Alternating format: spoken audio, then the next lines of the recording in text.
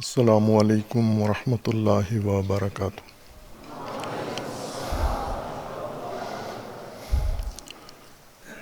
اعوذ باللہ من الشیطان الرجیم، بسم اللہ الرحمن الرحیم۔ الحمد للہ والصلاة والسلام علی رسول اللہ وآلہ آل اللہ، واللعنۃ الدائمۃ علی اعدائہم اعداء اللہ من یوم عداوتہم الی یوم لقاء اللہ۔ عباد اللہ اوصیکم ونفسی بتقوی اللہ، اتقوا اللہ فإن خیر الزاد التقوی۔ بندگان خدا، آپ سب کو اور اپنے نفس کو تقوی الہی کی وصیت کرتا ہوں، تقوی الہی کی نصیحت کرتا ہوں، تقوی الہی کی جانب دعوت دیتا ہوں و تاکید کرتا ہوں کہ اپنی زندگی تقوی کے مطابق بسر کریں، تقوی کے زیر سایہ زندگی گزاریں اور تقوی کی بنیاد پر نظام زندگی قائم رکھیں۔ تقوی اللہ تبارک و تعالیٰ کی جانب سے انسانی زندگی کے لیے حفاظتی تدبیر ہے۔ انسان کو آفات سے، مہلکات سے، خطرات سے، بلیات سے بچانے کے لیے اللہ نے یہ تدبیر بیان فرمائی ہے، پیش کی ہے، جسے انبیاء کرام علیہم السلام کے ذریعے تعلیم دی ہے اور اس کی تبلیغ کی ہے اور اسے آسمانی کتابوں میں ذکر کیا ہے اور بنیاد قرار دیا ہے۔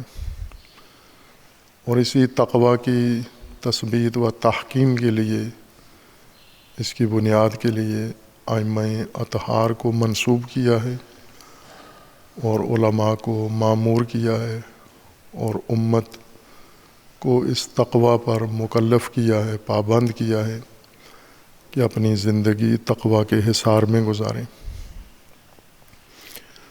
تقوی تمام زندگی کے پہلوؤں کے لیے اور شعبوں کے لیے اور میادین کے لیے ہے۔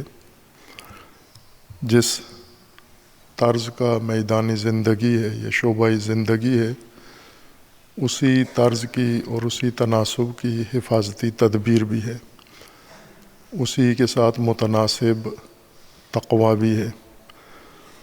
اور ان میں سے بنیادی تقوی، اساسی تقوی، اجتماعی تقوی ہے، امت کا تقوی۔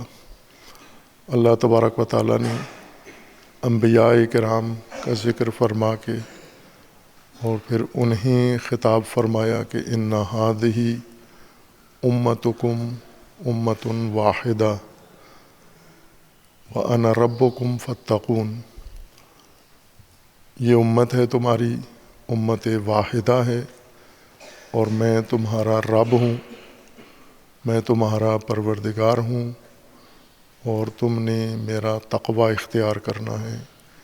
حفاظتی تقوی، امت کی حفاظت کے لیے تم نے اہتمام کرنا ہے۔ اس تقوی کے لیے اللہ تبارک و تعالیٰ نے پہلے امت سازی بیان فرمائی ہے کہ آپ انتشار کی حالت سے نکل کر، تفرقہ کی حالت سے نکل کر امت کی شکل اختیار کریں، امت کا روپ اختیار کریں، اور پھر جب امت تشکیل پا جائے اس تشکیل یافتہ امت کی حفاظت کریں آپ۔ یہ دونوں واجبات ہیں اور بنیادی واجبات ہیں۔ فروعی واجبات، انفرادی واجبات اس وقت اپنا نتیجہ دیتے ہیں جب بنیادی واجبات قائم ہو چکے ہوں۔ جیسے ہم عمارت بناتے ہیں، اس عمارت کے فروعی، ضمنی اور ذیلی موضوعات ہیں، یہ اس وقت اچھے لگتے ہیں جب بنیادیں عمارت کی کھڑی ہو جائیں۔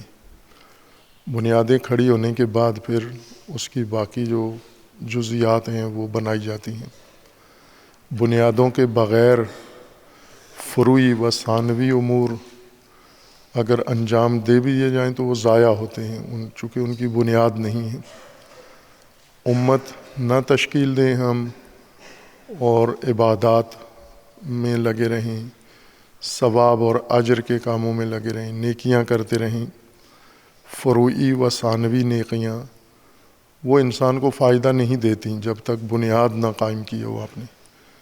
پہلی بنیاد امت تشکیل دینا ہے۔ اس کے لیے قرآن کریم کی متعدد آیات میں اللہ تبارک و تعالیٰ نے امت سازی بیان فرمائی ہے، اور انبیاء کرام کی بعثت کا اصلی بنیادی اور پہلا مقصد امت تشکیل دینا ہے۔ سورہ مبارکہ بقرہ میں آیا 213 میں اللہ تبارک و تعالیٰ کا فرمان ہے، کان الناس امتاً واحدہ، لوگ امت واحدہ تھے، تمام انسانیت ایک امت تھی، ایک امت واحدہ تھے۔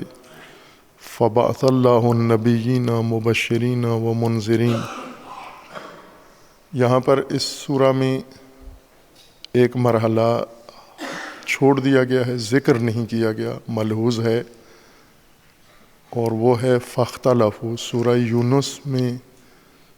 یونس کی آیا 19 میں یہی مطلب بیان فرمایا ہے، وما کان الناس الا امۃ واحدہ، اور پھر فرمایا فاختلفوا، اس امت واحدہ میں اختلاف پیدا ہوا، اختلاف ڈالا گیا، اختلاف کیا انہوں نے، اختلاف کو شروع کیا انہوں نے، اور پھر اللہ تبارک و تعالیٰ نے اس اختلاف کو مٹانے کے لیے انبیاء کو مبعوث فرمایا، کتابیں نازل فرمائیں۔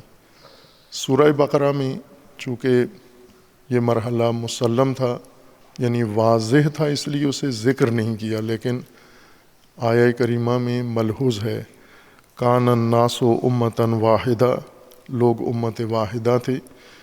فبعث اللہ النبیین مبشرین و منذرین، تب اللہ تبارک و تعالیٰ نے انبیاء کو مبشر اور منذر کے عنوان سے مبعوث کیا ہے، اور اس لیے مبعوث کیا ہے وَأَنزَلَ مَعَهُمُ الْكِتَابَ بِالْحَقِّ، انبیاء کو مبعوث کیا ہے اور انبیاء کو کتاب دی ہے ساتھ۔ دو چیزیں ان کا بنیادی ہدف، نبی اور کتاب آسمانی، ان دونوں کا بنیادی ہدف لِيَحْكُمَ بَيْنَ النَّاسِ فِي مَا اخْتَلَفُوا فِيهِ، لوگوں میں آپس میں جو اختلاف پیدا ہوتا ہے، جو امت کو توڑ دیتا ہے، تقسیم کر دیتا ہے، تقطع کر دیتا ہے، تقطیع کرتا ہے امت کی، اس اختلاف کو، اختلاف وحدت شکن کو اور اختلاف امت شکن کو دور کریں انبیاء کتاب کے مطابق، اور اختلاف ختم کر کے انہیں امت واحدہ بنائیں۔ خوب انبیاء آئے اور کتاب بھی لے کر آئے، لیکن اس کے نتیجے میں وحدت قائم نہیں ہوئی، بلکہ لوگوں نے خود انبیاء اور کتابوں میں اختلاف شروع کر دیا۔ وَمَا اخْتَلَفَ فِيهِ، کتاب میں بھی اختلاف کر دیا انہوں نے۔ وَمَا اخْتَلَفَ فِيهِ، کتاب میں اختلاف نہیں کیا، إِلَّا الَّذِينَ أُوتُوهُ مِن بَعْدِ مَا جَاءَتْهُمُ الْبَيِّنَاتُ، خود دین میں، انبیاء کی تعلیم میں اور کتاب آسمانی میں، کتاب الہی میں بھی اختلاف کر دیا ان لوگوں نے جنہیں یہ کتاب دی گئی تھی، جنہیں اس کتاب کی پیروی کرنا چاہیے تھی، اہل کتاب، انہوں نے اختلاف ختم کرنے والی کتاب میں اختلاف شروع کر دیا۔ بغیم بینہم، یہ کام انہوں نے باغین کیا، بغاوت کے طور پر انجام دیا۔ فہد اللہ الذین آمنوا لما اختلفوا فیہ من الحق بإذنہ، اور جب اختلاف ہوتا ہے تو اللہ نے انبیاء و کتاب مقرر فرمائی ہے اختلاف برطرف کرنے کے لیے۔ اللہ تبارک و تعالیٰ مومنین میں کتاب کی برکت سے اور انبیاء کی برکت سے ان کے ذریعے اختلاف ختم کر دیتا ہے۔ واللہ یہدی من یشاء الی صراط مستقیم، اور اللہ جسے چاہتا ہے اسے صراط مستقیم پر ہدایت کر دیتا ہے۔ کہ صراط مستقیم بھی یہاں اس آیا کے مطابق وحدت امت کو صراط مستقیم کہا ہے۔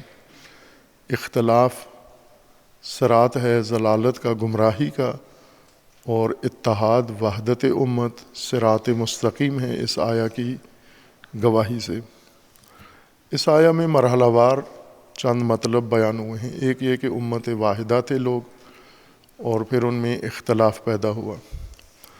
ایک بات یہ ہے کہ اختلاف کی وجوہات کیا تھیں جن کی طرف پہلے اشارہ گزرا ہے۔ اس انتشار اور اختلاف کو ختم کرنے کے لیے اللہ تبارک و تعالیٰ نے انبیاء مبعوث فرمائے، مبشر و منذر بنا کر، اور انہیں کتاب دی۔ جب انبیاء آئے لوگوں میں اختلاف ختم کرنے کے لیے، کتاب کے مطابق حکم و حکومت کرنے کے لیے، تو جس قوم میں کتاب لے کر آئے تھے اس قوم نے کتاب میں ہی اختلاف شروع کر دیا، اور کتاب میں یعنی یہ نیا اختلاف شروع کیا۔ پہلے جو اختلاف تھا وہ اور بنیادوں پر تھا، پھر دین آیا، مذہب آیا، کتاب آئی، نبی آئے، راہبر آئے، تو اب انہوں نے مذہبی اختلاف شروع کر دیا۔ دین و مذہب اختلاف ختم کرنے کا ذریعہ اور وسیلہ تھا، اور پھر انہوں نے خود دین و مذہب کو اختلاف کا منبع قرار دیا اور اختلاف کا میدان قرار دیا۔ جیسا آج ہم دیکھتے ہیں کہ سب سے بڑا اختلاف مسلمین میں مذہبی اختلاف ہے۔ مذہب کے علاوہ بھی ہے، باقی امور میں بھی سیاسی اختلاف ہے، قومی اختلاف ہے، قبائلی اختلاف ہے، مفادات کا اختلاف ہے، ہر طرح کا اختلاف ہے، لیکن جو بہت نمایاں اختلاف ہے مسلمانوں کے اندر وہ مذہبی اور دینی اختلاف ہے۔ قرآن کریم میں سورہ آل عمران میں اللہ تبارک و تعالیٰ نے رسول اللہ صلی اللہ علیہ وآلہ وسلم کے بارے میں فرمایا کہ مومنین مسلمین کو تم دشمن تھے آپس میں، اور سخت خونی دشمن تھے، اور قریب تھا کہ یہ دشمنی تمہیں سب کو نابود کر دے، ختم کر دے، جہنم کے کنارے کھڑے ہوئے تھے تم، اور پھر رسول اللہ آئے اور انہوں نے آ کر تمہارے اندر سے اختلاف ختم کیا اور تمہیں امت واحدہ بنایا، تمہیں ایک کیا۔ تو اب قرآن کا فرمانا تھا کہ ہماری نعمت کے طفیل فَأَصْبَحْتُمْ بِنِعْمَتِي اخوانا، تم ہماری نعمت کے توسط سے اخوان بن گئے، بھائی بن گئے۔ پہلے اعداء تھے، دشمن تھے، پھر بھائی بن گئے تم۔ لیکن یہی جو رسول اللہ نے بھائی بنائے، انہوں نے پھر امت کے اندر اختلاف ڈالا، تفرقہ ڈالا، اور اس پہلے اختلاف سے جسے رسول اللہ نے ختم کر کے امت بنائی، جب امت میں اختلاف ہوا تو زیادہ شدید تر اختلاف ہوا، اور پھر اللہ تبارک و تعالیٰ نے حکم دیا کہ تفرقہ مت کرو، لا تفرقوا ولا تکونوا کالذین تفرقوا، نہ خود تفرقہ ڈالو اور نہ تفرقہ ڈالنے والوں کی طرح بنو۔ یہ عمل آج اگر ہم دیکھیں تو قرآن کی اس آیا کے مطابق، سورہ بقرہ آیا 213 کے مطابق، وہ لوگ جنہوں نے خود دین اور مذہب میں ہی اختلاف ڈال دیا، جو دین اختلاف ختم کرنے آیا تھا، دین کا بنیادی فلسفہ سورہ بقرہ آیا 213 کے مطابق اختلاف ختم کرنا ہے، امت واحدہ بنانا ہے، اور خود دین میں اختلاف ڈالنا، اس کی بھی قرآن نے نشاندہی کر دی کہ جو چیز اختلاف ختم کرنے آئی تھی اسے ہی اختلاف کا ذریعہ قرار دیا اور اسی میں اختلاف کر دیا۔ کیوں کیا؟ باغیاً بینہم، باغی بن کر اور بغاوت کرتے ہوئے باغیانہ عمل یہ کیا کہ کتاب میں، دین میں اور مذہب میں ہی اختلاف ڈال دیا۔ باغیان قرآن کریم میں متعدد آیات میں اس کا استعمال ہوا ہے، اور اس کی تشریح ہم نے کی ہے بعض تفسیر میں بھی اور باقی مقامات پر۔ یہاں پر بھی خطبات میں تقویٰ کی بحث کے ضمن میں بارہا باغی کی وضاحت کی ہے۔ عموماً بغاوت و باغی سرکشی، تجاوز اور تعدی کو معنی کیا جاتا ہے یا بیان کیا جاتا ہے۔ اردو میں بھی اسی معنی میں استعمال ہوتا ہے۔ باغی یعنی سرکش لوگ، قانون شکن لوگ، اور نظام اسلامی کے خلاف لوگ، وحدت امت کے مخالف لوگ، ان کو باغی کہا جاتا ہے، سرکشی کے معنی میں ترجمہ کیا جاتا ہے۔ لیکن یہ اس کا لغوی معنی نہیں ہے۔ لغت میں باغی سرکشی کو نہیں کہتے، بلکہ سرکشی یا تجاوز، اردو میں جس معنی میں بغاوت استعمال ہوتا ہے، یہ اطاعت چھوڑ دینا، نافرمانی کرنا، یہ بغاوت کا معنی ہے۔ یہ لازمہ ہے باغی کے اصلی معنی کا، لغوی معنی کا۔ باغی کا لغوی معنی طلب ہے، کسی چیز کی خواہش، مانگ، کسی چیز کی جستجو، وہ جستجو جو انسان عملاً کر رہا ہوتا ہے، جو دل میں ہوتی ہے وہ باغی نہیں کہلاتی۔ باغی اس طلب کو کہتے ہیں جو انسان عملاً کر رہا ہوتا ہے۔ ایک انسان کسی بھی چیز کی تلاش میں، کسی کی جستجو میں، کسی چیز کے حصول کے لیے نکلتا ہے، کوشش کرتا ہے، تگ و دو کرتا ہے، مال دنیا کے لیے کوشش کر رہا ہوتا ہے، مال کے حصول کے لیے، یہ باغی المال ہے یا ابتغاء المال ہے، کوشش کرنا عملی۔ اور یہ خصوصیت ہے کہ عام کوشش اور سادہ کوشش، معمول کی کوشش کو باغی نہیں کہتے، بلکہ حد سے گزری ہوئی کوشش، معمول سے آگے کی کوشش۔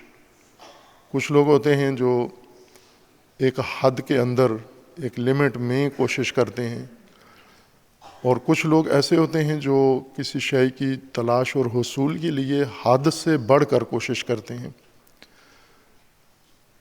جو معمول کی کوشش کرتے ہیں یہ طالب ہیں، اور جو حد سے بڑھ کر کوشش کرتے ہیں کسی شے کے حصول کے لیے، یہ مبتغی ہیں۔ ان کو مبتغی کہا جاتا ہے، حد سے بڑھ کر کوشش کرنے والے۔ مثلا علم کے حصول کے لیے طالب علم ہیں۔ طالب علم جو علم کی طلب کرتے ہیں معمول کے مطابق، حد کے اندر، جو روزانہ کا ان کا شیڈول ہوتا ہے، ٹائم ٹیبل ہوتا ہے، اس کے اندر ہی طلب علم کرتے ہیں۔ جتنی کتابیں رکھی جائیں پڑھ لیتے ہیں، جتنا نصاب ان کے لیے مقرر کیا جائے اتنا محنت کرتے ہیں، پڑھ لیتے ہیں، پاس ہو جاتے ہیں۔ یہ طالب علم ہیں۔ اور البتہ ہم آج کی اصطلاح میں طالب علم، طلب کے بغیر بھی یہ اصطلاح استعمال ہوتی ہے، یعنی ایسے لوگ جنہیں اسکولوں میں ڈال دیا جاتا ہے یا مدرسوں میں، طلب کریں یا نہ کریں، پڑھ رہے ہوں یا نہ، ان سب کو طالب علم کہتے ہیں۔ یہ مجازی طالب علم ہیں، یعنی چونکہ طلب کی جگہ پر آ گئے ہیں یا طلب کے نظام میں آ گئے ہیں تو مجازاً ان کو بھی طالب کہا جاتا ہے، لیکن حقیقتاً طالب اس کو کہتے ہیں جو حالت طلب میں ہو، اور طلب عمل کے ذریعے ہو، عملی چیز ہے طلب، صرف ذہنی قلبی خواہش طلب نہیں ہے۔ عملی جو چیز طلب ہو رہی ہو اور انسان طلب کر رہا ہو، یہ طالب ہے۔ یہ جو عملاً طلب کر رہے ہوتے ہیں، معمول اور اس روزانہ کی روٹین میں طلب کر رہے ہوتے ہیں، تو یہ طالب علم کہلاتے ہیں۔ لیکن کچھ ایسے ہوتے ہیں جو اس معمول سے آگے بڑھ کر کوشش کرتے ہیں، طلب علم کرتے ہیں، زیادہ درس پڑھتے ہیں، زیادہ مطالعہ کرتے ہیں، زیادہ تحقیق کرتے ہیں، زیادہ جستجو کرتے ہیں۔ یہ مبتغی کہلاتے ہیں، چونکہ معمول سے آگے کوشش کر رہے ہیں، حد سے بڑھ کر کوشش کرتے ہیں۔ اور حد سے انسان جب بڑھ کے کوشش کرتا ہے تو دوسرے جو چیزیں کوشش میں رکاوٹ ہوتی ہیں انہیں ترک کر دیتا ہے۔ طلب علم کے ساتھ ساتھ ہر وہ کام بھی کر رہا ہوتا ہے جو رکاوٹ ہے، مانع ہے طلب علم میں، وہ بھی سرگرمیاں ساتھ جاری رکھتا ہے. لیکن مبتغی علم کا وہ نہیں کرتا، اس کی کوئی اور سرگرمی نہیں ہوتی، کوئی مصروفیت نہیں ہوتی، کوئی ہم و غم نہیں ہوتا. وہ ساری توانائی اپنی فقط علم کے حصول کے لیے صرف کرتا ہے اور باقی چیزوں سے توجہ ہٹا لیتا ہے.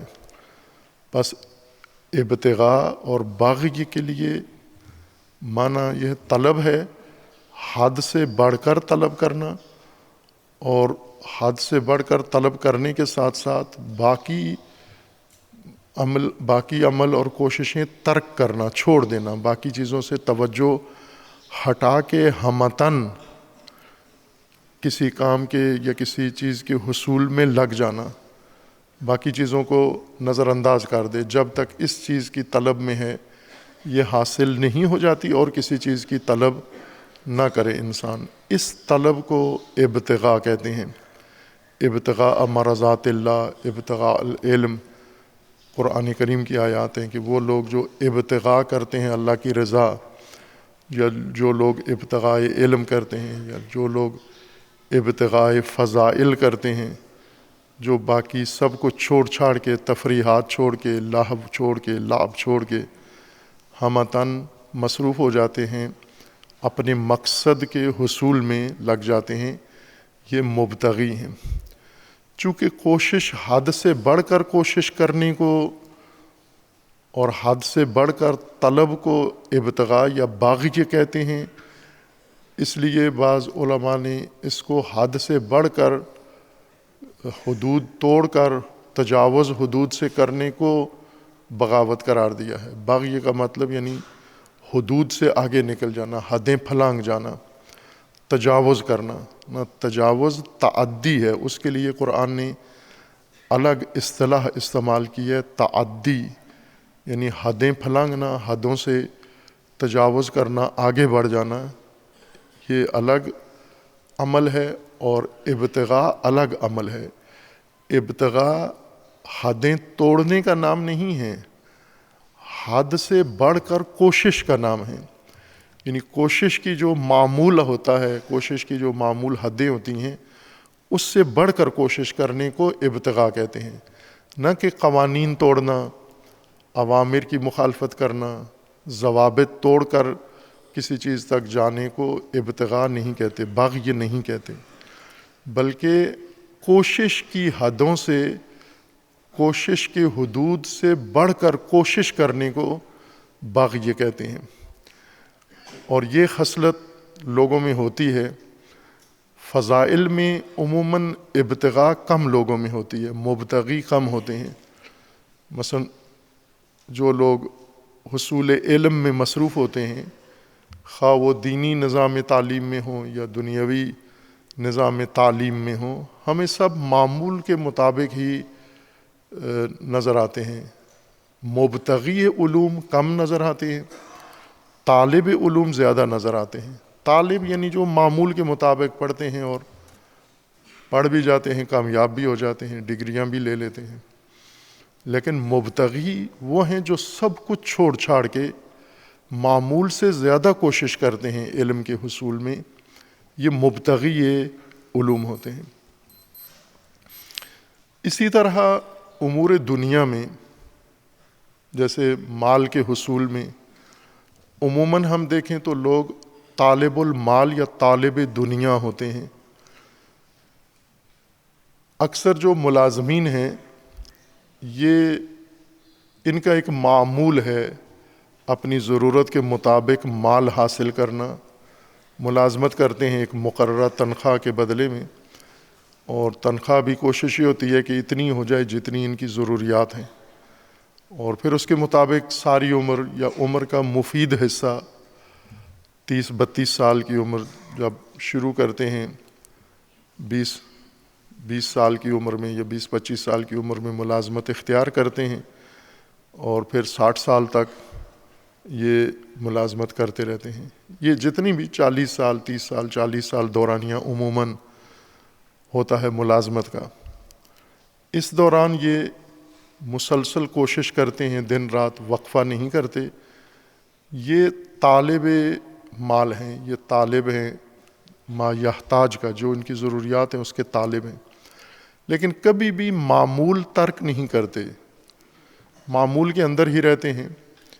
لیکن اس کے مقابلے میں جو لوگ ملازمت نہیں کرتے، کاروبار کرتے ہیں، تاجر ہیں یا کوئی اور تولیدی پیداواری کام کرتے ہیں، وہ معمول کے پابند نہیں ہوتے.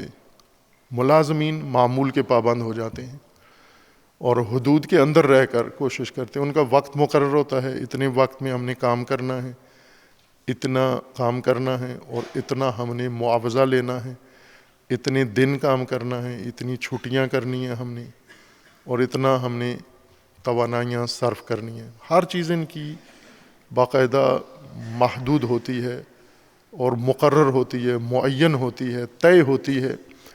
اس طے شدہ ضابطے میں ہی جو خود انہوں نے کیا ہے یا ان کی کمپنی نے ان کے لیے طے کر دیا ہے، اس کے اندر دن رات مصروف رہتے ہیں. لیکن کاروباری لوگ ایسے نہیں ہوتے. انہوں نے یہ حدود طے نہیں کی ہوئی کہ ہم نے دن میں 8 گھنٹے کام کرنا ہے.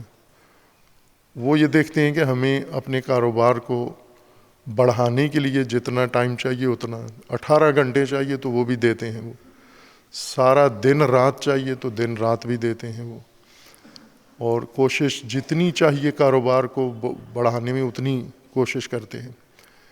اب یہ دونوں ہدف ایک ہے، جو کاروبار کر رہے ہیں اور جو ملازمت کر رہے ہیں ان کا ہدف ایک ہے، دونوں کا ہدف ہے مال حاصل کرنا. لیکن ایک طالب مال ہے اور ایک مبتغی مال ہے. طالب مال جس نے حد مقرر کی ہوئی اور حد کے اندر اندر ہی طلب کرتا ہے، حد سے آگے نہیں جاتا. اور کاروباری اس نے کوئی حد مقرر نہیں کی ہوئی، اور اگر کوئی حد ہو بھی تو اس کو ضرورت پڑے تو اس حد سے آگے نکل کر کوشش کرتا ہے زیادہ. اسی لیے ملازم اور کاروباری ایک ساتھ شروع کریں، ایک بھائی ملازمت اختیار کرتا ہے، ایک کاروبار شروع کرتا ہے، تو ملازمت والا 40 سال بعد بھی ملازم ہی ہوتا ہے اور اتنی ہی تنخواہ، اور کاروبار والا وہ کاروبار بڑھا کے آگے وہ سیٹھ بن چکا ہوتا ہے، وہ ایک بڑا سرمایہ دار بن چکا ہوتا ہے. ابتغاء اور طلب کا معمول کی طلب کا یہ فرق ہے. حد سے بڑھ کر کوشش کرنے کو باغی کہتے ہیں، قانون کی حد توڑنے کو باغی نہیں کہتے. یہ اشتباہ اہل لغت نے بھی کیا ہے کہ باغی کو مطلق تجاوز کے معنی میں لیا ہے، وہ تعدی ہے. باغی طلب میں حد سے بڑھ کر طلب کو باغی کہتے ہیں. قرآن کریم کا یہ فرمانا ہے کہ جن لوگوں نے دین میں اختلاف ڈالا ہے، باغیاں یہ کام کیا ہے انہوں نے.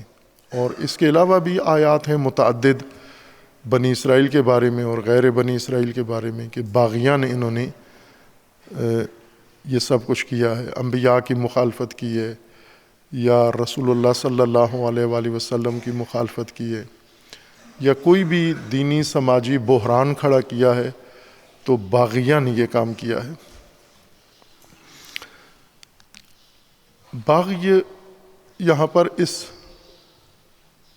تناظر میں پیش کیا گیا ہے کہ انسان کے لیے اللہ تبارک و تعالیٰ نے ایک مقصد رکھا ہے، اس مقصد کے لیے راستہ رکھا ہے، اس راستے کے لیے ہدایت و رہنما مقرر کیے ہیں تاکہ انسان اپنا مقصد خلقت حاصل کرے.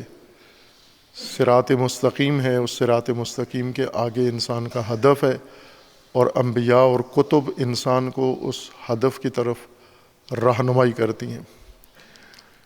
یہ انسان کو یہی ہدف اختیار کرنا چاہیے اور یہی ہدایت طلب کرنی چاہیے اور اس پر کاربند رہنا چاہیے.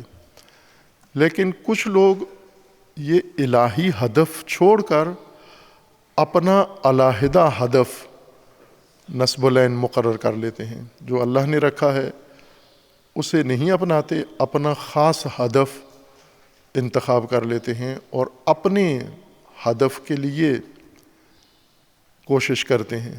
باغی اپنا الگ ہدف رکھ کر اپنے ہدف کے لیے کوشش کرنا، اور اپنا علیحدہ ہدف جب دین سے الگ ہو جاتا ہے، اللہ کے مقرر کردہ ہدف سے جدا ہو جاتا ہے، انبیاء کے مقرر کردہ ہدف سے الگ ہو جاتا ہے، جس طرف انبیاء رہنمائی کرتے ہیں وہ بھی ہدف ہے، باغی کا بھی ہدف ہے۔ فرق یہ ہے کہ انبیاء دین کا، آسمانی کتابوں کا ہدف وہی ہے جو اللہ تبارک و تعالیٰ نے مقرر فرمایا ہے، اور جو ہدف انہوں نے انتخاب کیا ہے یہ ان کا اپنا ہدف مقرر کردہ ہے، اپنا مفاد ہے۔ مثلا جس طرح ہم دیکھیں فرقے بنے ہیں، جتنے فرقے ہیں اسلام میں، جتنے فرقے ہیں، غیر اسلام میں بھی یہ فرقے ہیں، یہ سب باغیان بنے ہیں۔ فرقہ سازی کی بنیاد باغی ہے۔ تنظیمیں جتنی بنی ہیں، تنظیموں کی بنیاد باغی ہے، باغیان یہ کام کیا ہے انہوں نے۔ پارٹیاں جتنی بنی ہیں یہ باغیان کیا ہے یہ کام۔ گروہ جتنے بنے ہیں، برادریاں جتنی بنی ہیں، باغیان یہ کام کیا انہوں نے۔ باغی کا مطلب ہے انہوں نے دین سے اپنا ہدف، مقصد الگ کر لیا ہے، اللہ سے اپنا ہدف جدا کر لیا ہے، نبیوں سے اپنا ہدف الگ کر لیا ہے، ائمہ سے اپنا ہدف الگ کر لیا ہے، قرآن سے اپنا مقصد الگ کر لیا ہے۔ اس الگ مقصد کے حصول کے لیے انہوں نے تنظیم بنا لی ہے، انجمن بنا لی ہے، گروہ بنا لیا ہے، پارٹی بنا لی ہے، ٹولہ بنا لیا ہے، فرقہ بنا لیا ہے۔ فرقے کیوں بنے؟ جب قرآن ایک کتاب ہے اللہ تبارک و تعالیٰ کی، تو قرآن کے ہوتے ہوئے فرقے کیوں بنائے ہیں؟ فرقے اس لیے بنائے ہیں کہ فرقہ سازوں کے الگ الگ اہداف و مقاصد ہیں، اپنے مفادات ہیں ان کے، اور وہ مفاد دوسروں کے ساتھ مل کر حاصل نہیں ہوتا۔ وہ مفاد اسی صورت میں حاصل ہوتا ہے کہ ہم الگ اپنا ایک تشخص قائم کریں، ہم اپنے تشخص کے ساتھ، اپنی پہچان کے ساتھ، اپنے پرچم کے ساتھ، اپنے اہداف کے ساتھ ہم جب کوئی کام کرنا چاہیں تو دوسروں سے الگ ہونا پڑتا ہے۔ اسی لیے امت توڑ کر الگ فرقہ بنانا پڑتا ہے، چونکہ امت جس ہدف کے درپے ہے اس میں ان کا مقصد پورا نہیں ہوتا، اللہ کا پورا ہو جاتا ہے۔ یعنی جو اللہ نے انسان کے لیے ہدف رکھا ہے وہ پورا ہو جاتا ہے، جو رسول اللہ صلی اللہ علیہ وآلہ وسلم نے ہدف رکھا ہے وہ پورا ہو جاتا ہے، جو ائمہ اطہار نے ہدف رکھا ہے وہ امت کے ذریعے حاصل ہوتا ہے، وہ اجتماع اور وحدت سے حاصل ہوتا ہے۔ لیکن جو اس گروہ کا یا اس گروہ کے رہنما کا، گروہ کے لیڈر کا، گروہ کے سرغنہ کا ہدف ہے وہ علیحدگی میں حاصل ہوتا ہے، سب کے ساتھ مل کر حاصل نہیں ہوتا۔ اس لیے یہ الگ اپنا ہدف رکھ کر اس ہدف کی کوشش میں، جستجو میں، طلب میں لگ جاتے ہیں۔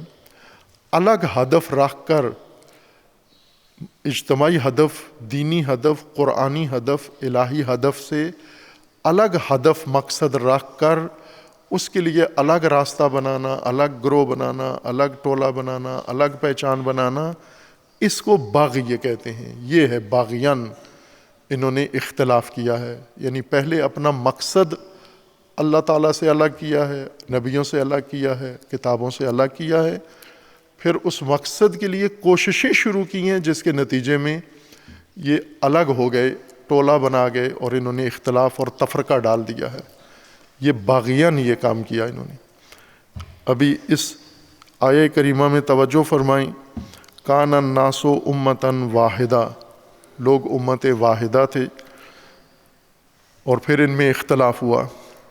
اس اختلاف کو برطرف کرنے کے لیے فبعث اللہ النبیین مبشرین و منذرین، اللہ تعالیٰ نے اس اختلاف کو ختم کرنے کے لیے انبیاء مبشر و منذر بنا کر مبعوث فرمائے۔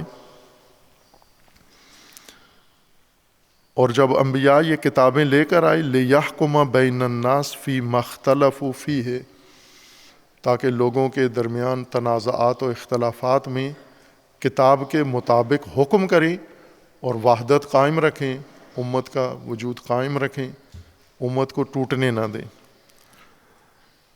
جب یہ کتاب آئی ان دونوں کے ان لوگوں کے اندر، اور انبیاء کتاب لے کر آئے، فَمَا اخْتَلَفَ فِيهِ إِلَّا الَّذِينَ أُوتُوهُ مِن بَعْدِ مَا جَاءَتْهُمُ الْبَيِّنَاتُ، جن لوگوں کے پاس نبی کتاب لے کر آئے ان لوگوں نے اس کتاب میں ہی اختلاف ڈال دیا، بینات کے بعد، حق روشن ہو جانے کے بعد، راستہ واضح ہو جانے کے بعد، مقصد واضح ہو جانے کے بعد اس کتاب کے اندر ہی انہوں نے اختلاف ڈال لیا، جن کو کتاب دی گئی تھی یا جن کے لیے کتاب آئی تھی۔ یعنی انہوں نے دین میں اور قرآن میں اور اللہ کی ہدایت میں ہی اختلاف شروع کر دیا بینات کے بعد، یعنی تمام چیزیں واضح ہو جانے کے بعد۔ کیوں کیا؟ باغیم بینہم، باغین یہ کام کیا انہوں نے، باغی یعنی طلب کرتے ہوئے، کسی ایسے ہدف کی جستجو میں، کسی ایسے مقصد کی جستجو میں انہوں نے اختلاف کیا جو انہیں اتحاد میں نہیں مل رہا تھا، جو وحدت میں یہ مقصد انہیں نہیں مل رہا تھا، اس مقصد کے حصول کے لیے انہوں نے الگ سے اپنا گروہ بنایا اور الگ سے اختلاف کر کے جدا ہوئے، بغی کیا انہوں نے۔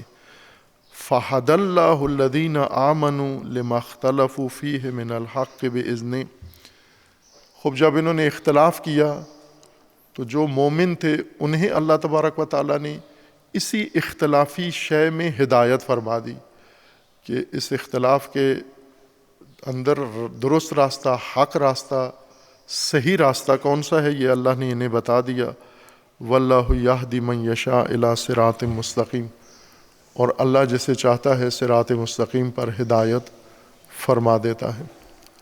اور یہ وحدت امت صراط مستقیم ہے، اور جو ایمان لانے والے ہیں اللہ تبارک و تعالیٰ انہیں اس طرف رہنمائی کر دیتا ہے۔ اس آیہ کریمہ میں بنیادی مقصد بعثت انبیاء کا امت سازی ہے۔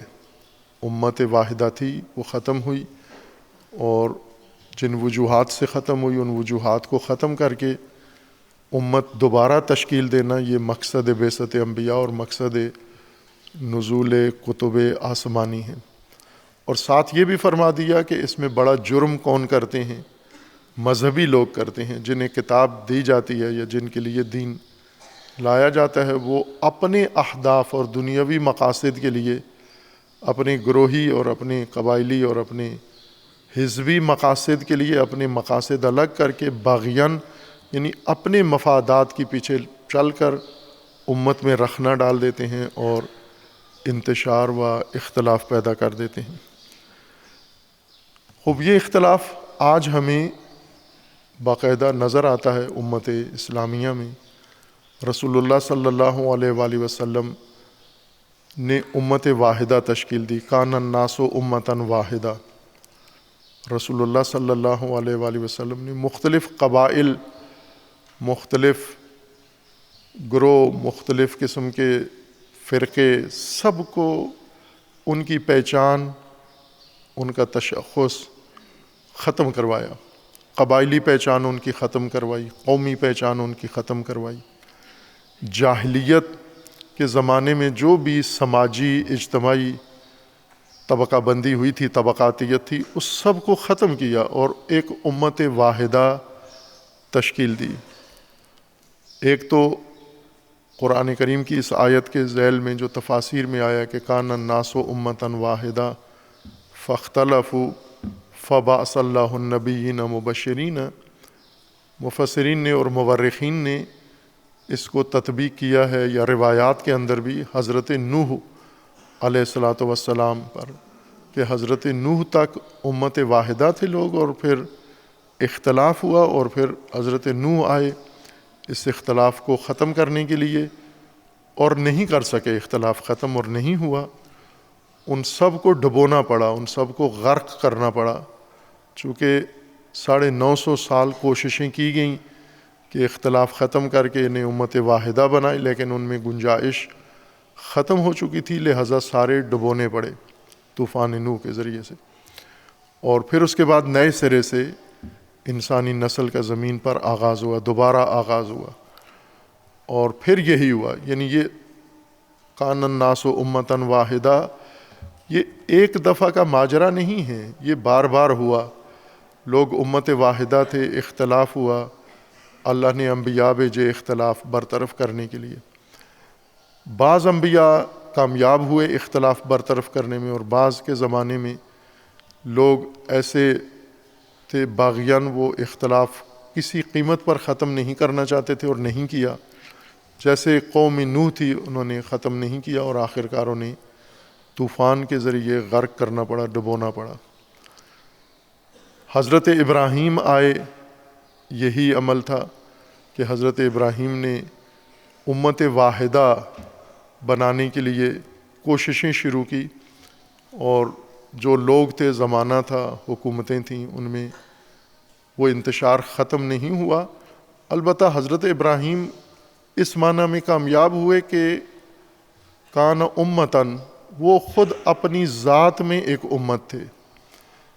لوگ امت نہیں بن سکے، لیکن ابراہیم تنہا امت کی جگہ پر آ گئے، اور انہوں نے اپنے وجود میں، یعنی اپنی شخصیت میں اور اپنے عمل میں ایک امت کا کردار ادا کیا۔ جو ایک امت کو کرنا چاہیے تھا، وہ ایک شخصیت نے ادا کیا۔ اور اس کے بعد اسی طرح بار بار یہ ماجرا تکرار ہوتا رہا۔ حضرت موسیٰ علیہ الصلاۃ والسلام آئے، اور انہوں نے ان منتشر لوگوں کو اکٹھا کر کے امت تشکیل دی، امت واحدہ، اور یہ امت واحدہ پھر منتشر ہو گئی۔ جنہیں تورات دی تھی، انہوں نے اس امت کو پھر منتشر کر دیا، اور اسی طرح یہ سلسلہ رہا۔ اور آخری کوشش امت سازی کی رسول اللہ صلی اللہ علیہ وآلہ وسلم نے فرمائی کہ لوگ منتشر تھے، مختلف فی تھے، ان کے درمیان انہیں اکٹھا کر کے امت تشکیل دی، کہ سورہ آل عمران میں جس کی زیادہ وضاحت ہے اور وہاں عرض ہوگا۔ لیکن رسول اللہ نے جو کتاب پیش کی اور جو امت تشکیل دی، مذہبی طبقے نے اسی میں پھر اختلاف کر دیا، باغیم بینہم، انہوں نے بغاوت شروع کر دی اور پھر رسول اللہ کی امت میں اختلاف ڈال دیا۔ اور آج یہ اختلاف اپنی عروج پر ہے، اپنی شدت پر ہے، اور اس اختلاف کا نتیجہ بھی لوگ دیکھ رہے ہیں۔ یعنی اگر یہ امت قرآن کی آیات کے مطابق نہیں کرتی، اپنا اختلاف برطرف نہیں کرتی، اختلاف ختم کرنے کے لیے جو چیز انہیں دی جاتی ہے خود اس میں اختلاف شروع کر دیتے ہیں باغیان، اپنے اہداف، اپنے مفادات اور اپنے مقاصد کے لیے، تو آخری انجام ان کا تباہی ہے۔ وہ تباہی طوفان کی صورت میں ہو سکتی ہے، وہ تباہی بحران کی صورت میں ہو سکتی ہے، وہ تباہی کسی بھی شکل میں ہو سکتی ہے، کہ جب لوگ کسی قیمت پر امت واحدہ نہ بنے تو پھر یوں نہیں کہ اسی طرح یہ ریوڑ، یہ منتشر، یہ قیامت تک جاری رہے گا، بلکہ انہیں ختم کر دیا جائے گا۔ خود اختلاف انہیں ختم کرے گا۔ یہ اہم نقطہ قرآن کریم نے ذکر کیا ہے۔ انتقاماً انہیں ختم نہیں کیا جائے گا، یوں نہیں کہ یہ اختلاف کریں گے، اللہ کو ناراض کریں گے، اور اللہ تعالیٰ غضب میں آ کر انتقام کے طور پر باہر سے ان کے اوپر عذاب نازل کر دے گا، بلکہ خود اختلاف ہی طوفان میں تبدیل ہو جائے گا۔ اختلاف کی طبیعت یہ ہے، تفرقے کی طبیعت یہ ہے، مزاج یہ ہے کہ یہ بحران بنتا ہے، یہ طوفان بنتا ہے، اور یہ بحران طوفان اختلاف کرنے والے سب کو ڈبو دیتا ہے، غرق کر دیتا ہے۔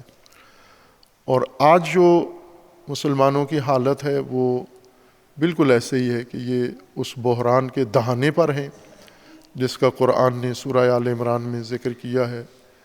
اذ کنتم علی شفا حفرۃ من النار، تم آگ اور جہنم کے بالکل دہانے پر، کنارے پر تھے، اور اس وقت رسول اللہ آئے تمہاری مدد کو، اور تمہیں جہنم کے کنارے سے کھینچ کے واپس لا کے جنت کے درمیان میں تمہیں پہنچایا۔ کس طریقے سے؟ تفرقہ ختم کر کے، اختلاف ختم کر کے۔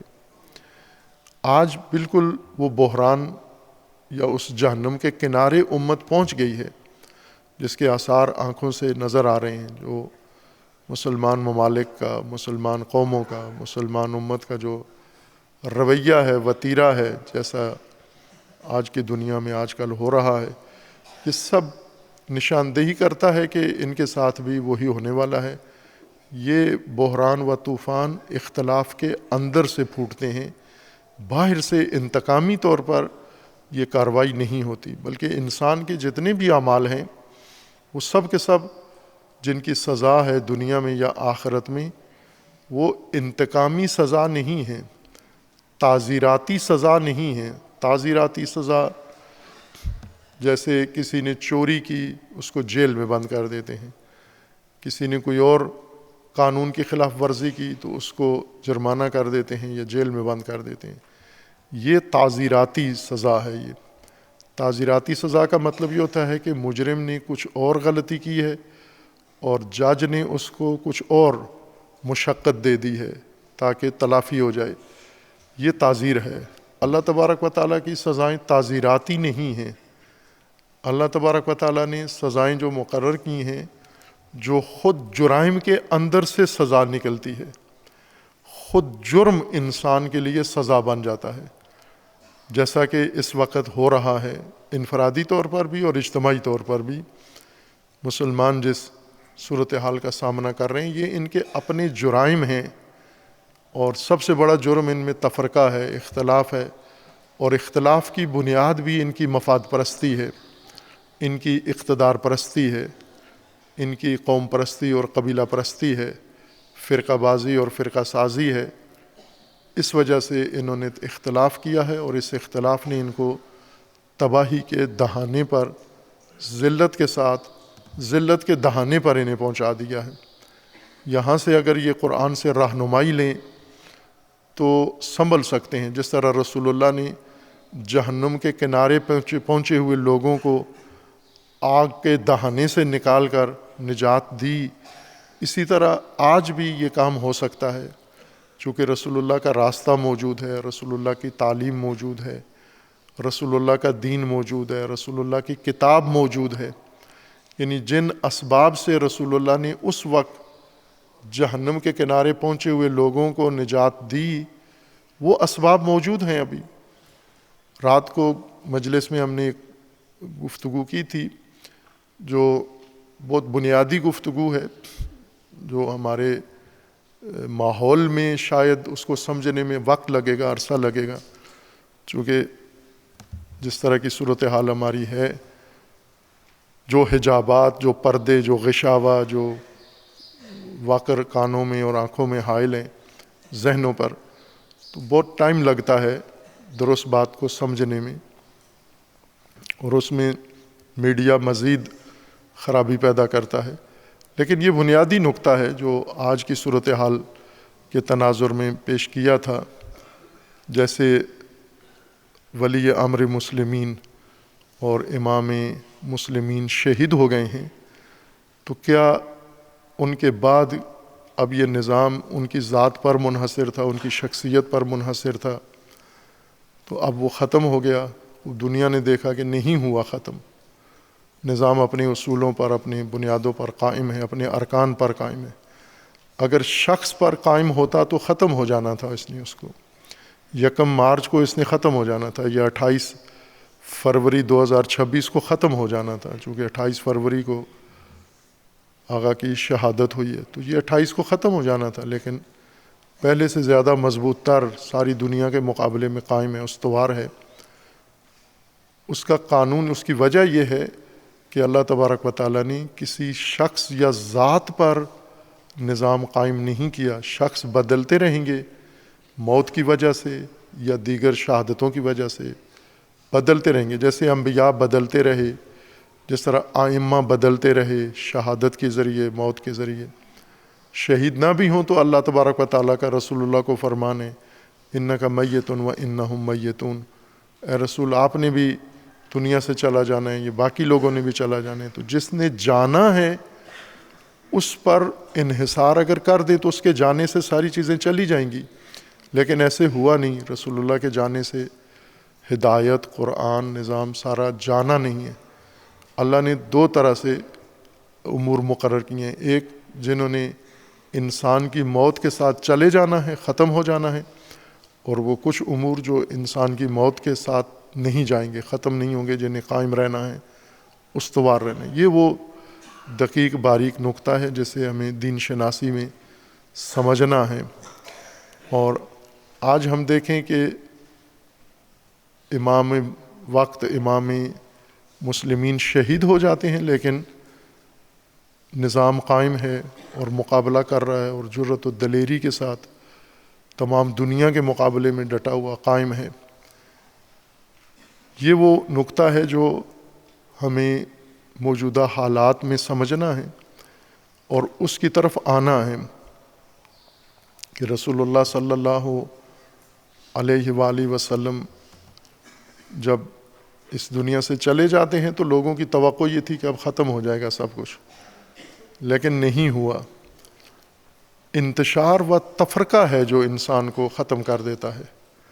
اگر انتشار ختم ہو جائے تو پھر کوئی بیرونی طاقت اسلام کو، دین کو اور امت کو ختم نہیں کر سکتی۔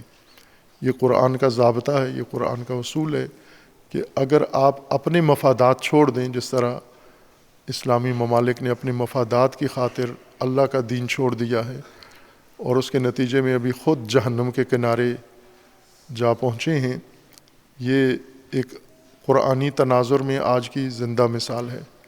اللہ تبارک و تعالی مجاہدین ایران اور ملت ایران کو خداوند تعالیٰ استقامت و صبر عطا فرمائے، اور خداوند تبارک و تعالیٰ ان کافرین پر، ظالمین پر غلبہ عطا فرمائے، اور اللہ تبارک و تعالیٰ ان ظالمین کو، ان ستمگروں کو، ان حملہ وروں کو، ان طاغوتوں کو، مستکبرین کو خداوند تعالیٰ ظلم سمیت صفائے ہستی سے محو فرمائے انشاءاللہ۔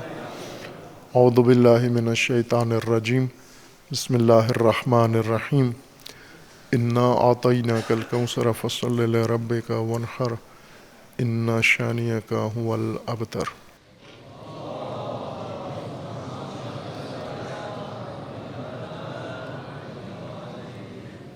اعوذ باللہ من الشیطان الرجیم، بسم اللہ الرحمن الرحیم۔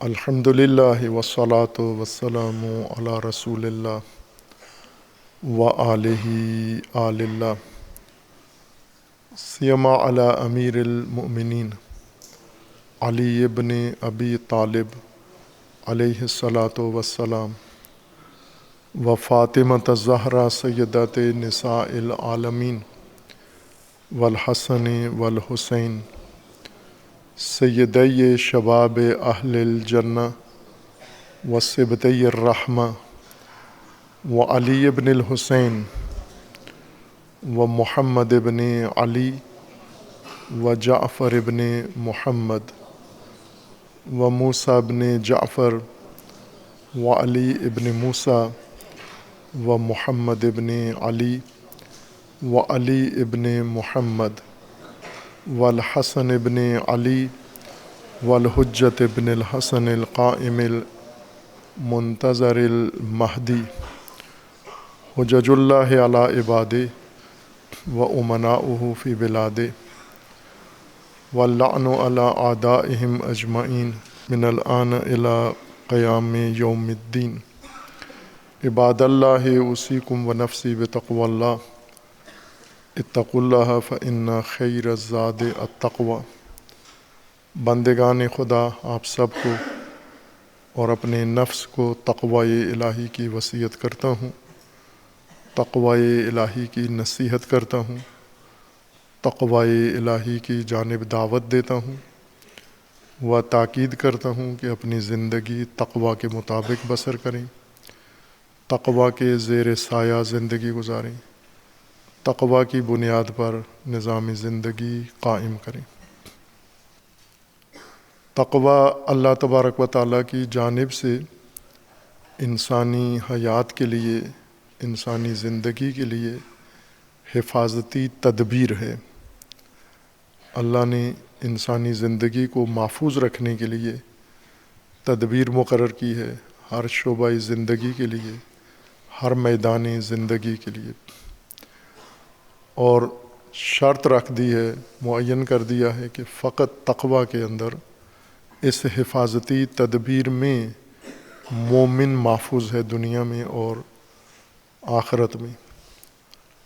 لیکن آج ہم بے تقوی انسان، بے تقوی قوم، بے تقوی مسلمان کو دیکھتے ہیں جنہوں نے تقوی کے بغیر زندگی شروع کی، بنائی، اور اس بے تقوی زندگی کے نتائج ابھی آنکھوں سے دیکھ رہے ہیں۔ غیر محفوظ ہیں، ہر شر سے غیر محفوظ ہیں، شیطان کے شر سے بھی محفوظ نہیں ہیں، دشمن کے شر سے بھی محفوظ نہیں ہیں، صہیونیوں کے شر سے محفوظ نہیں ہیں، مستکبرین کے شر سے محفوظ نہیں ہیں۔ جو بھی جلاد، قصاب اور شیطان صفت درندہ مسلمانوں کو ہدف بنانا چاہتا ہے، آسانی سے بنا لیتا ہے۔ اقبال کے بقول یہ راکھ کا ڈھیر ہے، بجھی عشق کی آگ، اندھیر ہے مسلمان نہیں راکھ کا ڈھیر ہے۔ یہ راکھ کا ڈھیر ہے اور اب ذلت کی انتہا تک اتر گیا ہے۔ یہ منظر شاید کسی کو توقع نہیں تھی کہ ایک دن مسلمان کو یہ دن دیکھنا پڑے گا، لیکن اسی درمیان باتقوی بھی موجود ہیں۔ ایک روایت میں ہے کہ حضرت امام حسن عسکری علیہ الصلاۃ والسلام کے ایک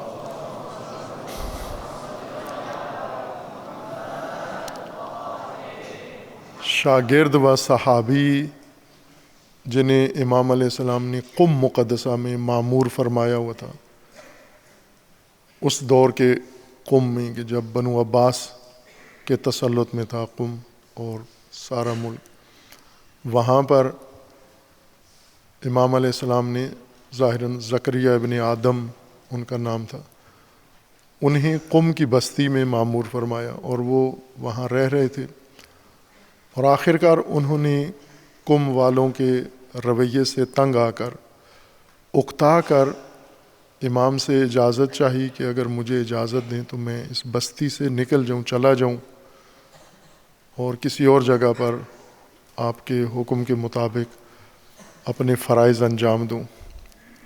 تو امام علیہ السلام نے فرمایا کہ کیا آپ پسند کرتے ہیں کہ وہ عذاب اس بستی پر جو اللہ نے نازل کرنا ہے وہ آپ کی وجہ سے رکا ہوا ہے اور نازل نہیں ہو رہا، تو کیا آپ پسند کرتے ہیں کہ آپ بھی نکل جائیں اور پھر وہ عذاب اس ساری بستی پر نازل ہو جائے؟ تو اس پر انہوں نے کہا نہ، میں پسند نہیں کرتا۔ تو امام نے فرمایا جتنی سختیاں ہیں، مشقتیں ہیں، وہ برداشت کرو، آپ کی وجہ سے اللہ نے اس بستی سے عذاب ٹالا ہوا ہے۔ آج کی اس دنیا میں اگر ہم دیکھیں تو واقعاً مسلمان تو عذاب کے بالکل استحقاق کے آخری درجے پر پہنچا ہوا ہے، اس میں کوئی کسر مسلمانوں نے چھوڑی نہیں ہے کہ اب ان کے اوپر اللہ کا عذاب نازل ہو جائے۔ ہر ذلت، ہر پستی، ہر قباحت، ہر گھٹیا پن انہوں نے دکھایا ہے اور دکھا رہے ہیں، لیکن اس کے باوجود بھی اللہ نے ان پر عذاب نازل نہیں کیا اور نہیں کر رہا۔ اس کی وجہ کیا ہے؟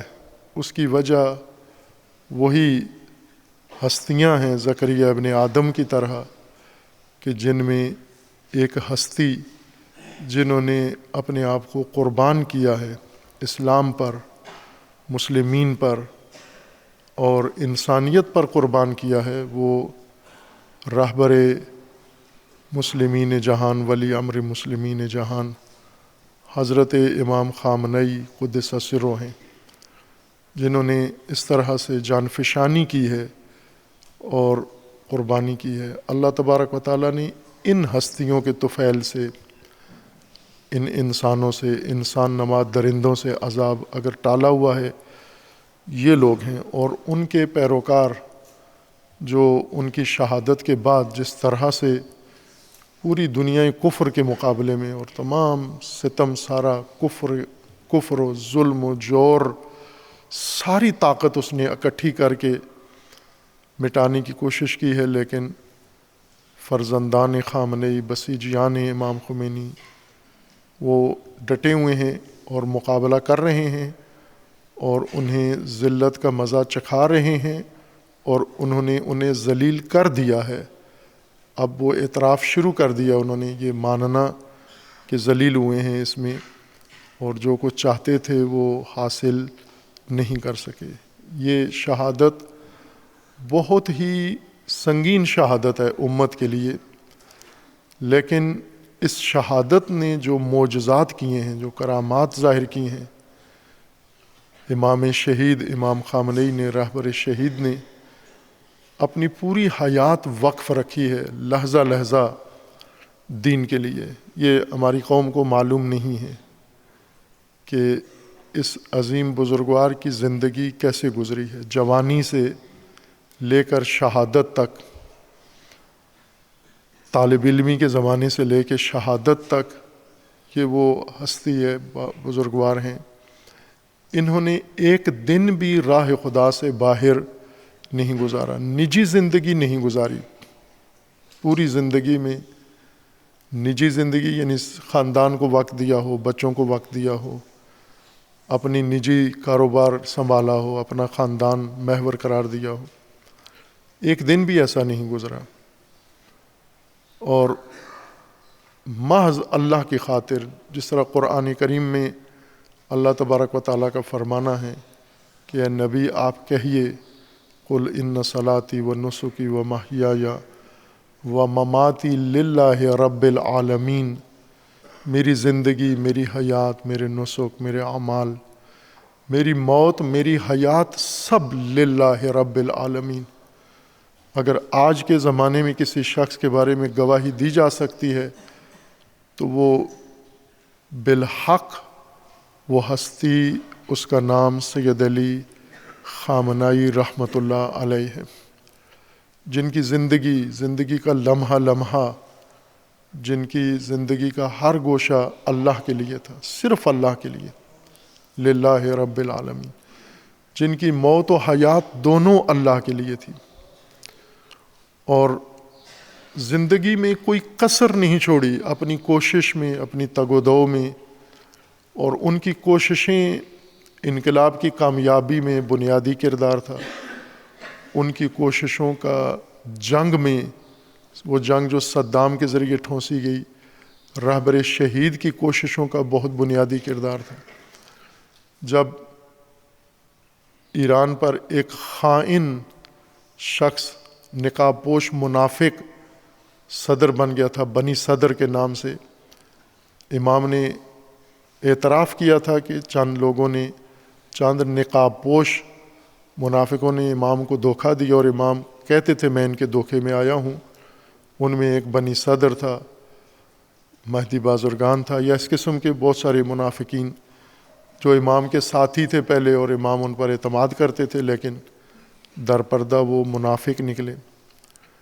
اس منافق کی صدارت تھی اور ایران پر حملہ ہوا تو تقریباً 5 صوبوں پر چڑھائی کر کے ان کا بیشتر حصہ صدام نے قبضے میں کر لیا، سرحدی عراق کے ساتھ جو جن 5 صوبوں کی سرحد ملتی ہے،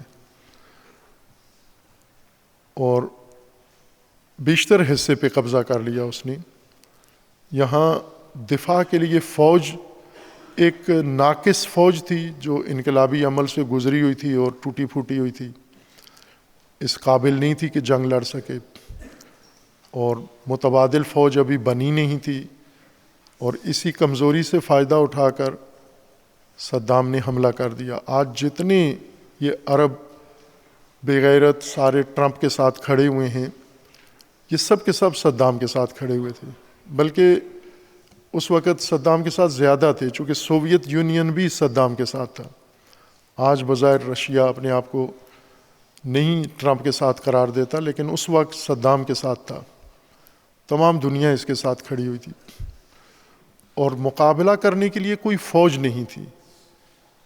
فوج چونکہ انقلاب آیا تھا اور انقلاب کے 1 سال بعد حملہ ہو گیا، فوج تھی نہیں، اگر تھی بھی تو وہ ناکارہ فوج تھی، ٹوٹی پھوٹی فوج تھی۔ ملک کے اوپر صدر خائن منافق، جس کے اختیار میں سارا کچھ تھا، جو کمانڈر ان چیف بھی تھا، مسلح افواج کی قیادت اس کے پاس، اسلحہ اس کے پاس، اور اسلحہ بھی نہیں تھا ان کے پاس، ٹریننگ بھی نہیں تھی، باقاعدہ کوئی فوج نہیں تھی۔ یہاں پر پہلی شخصیت، پہلا عالم دین جس نے ابا کبا امامہ اتارا اور لباس رزم برتن کیا، تصاویر رہبر معظم کی موجود ہیں، آپ ان کو مشاہدہ کر سکتے ہیں۔ اور اس وقت ایک سپاہی کے طور پر کوئی عہدہ بھی نہیں تھا، کوئی عہدہ نہیں تھا۔ اس وقت تہران کو چھوڑا اور محاذ جنگ پہ چلے گئے، اور اس علاقے کے احواز کے جوانوں کو اکٹھا کیا اور ان کے ذریعے سے دفاع شروع کیا۔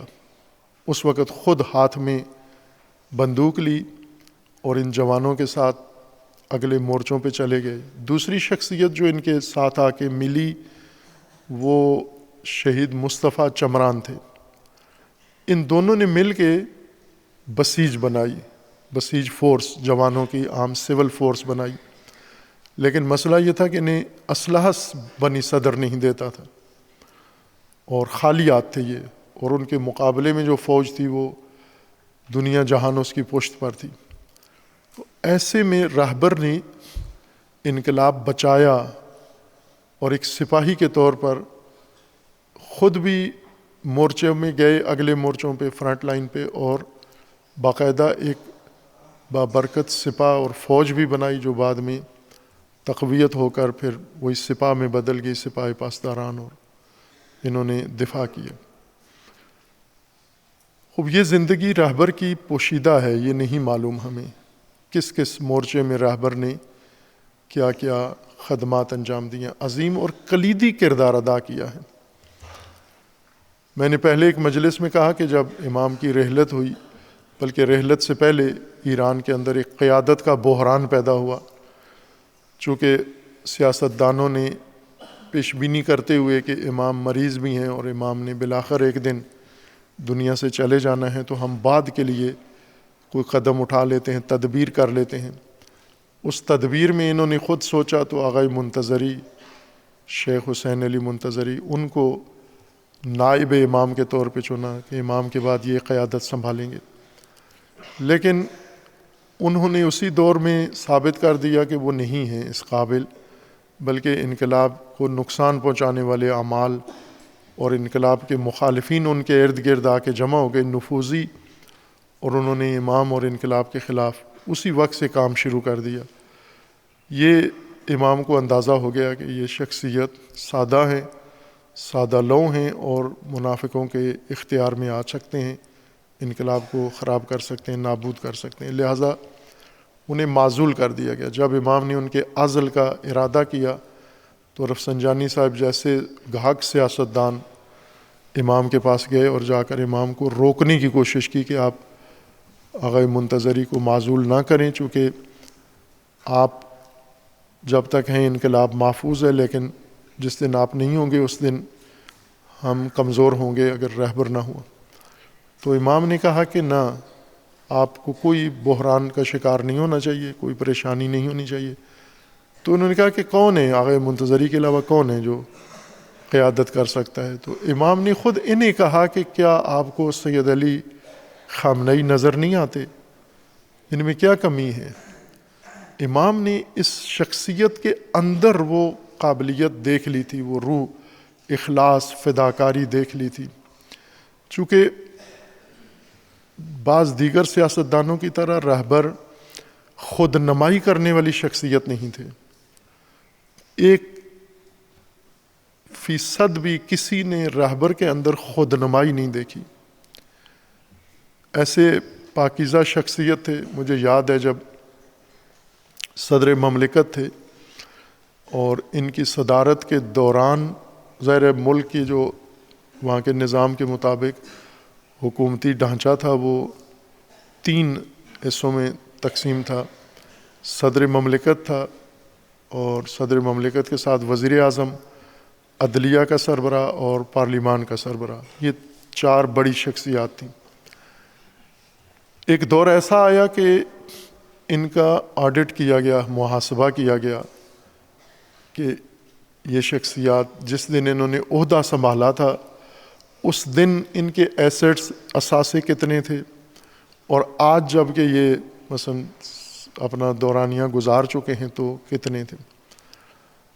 تو مجھے یاد ہے اس وقت جو بعض افراد تھے وہ بہت شرمندہ ہوئے، چونکہ جس دن انہوں نے عہدہ سنبھالا تھا اس دن ان کے پاس کچھ بھی نہیں تھا، ایک طالب علم کی حیثیت سے تھے، لیکن جس دن عہدہ چھوڑا ان کی ثروت و دولت اور پراپرٹی اتنی زیادہ تھی کہ اس وقت کے محاسبے کے مطابق ایران کے صف اول کے سرمایہ داروں میں وہ علماء شمار ہوئے۔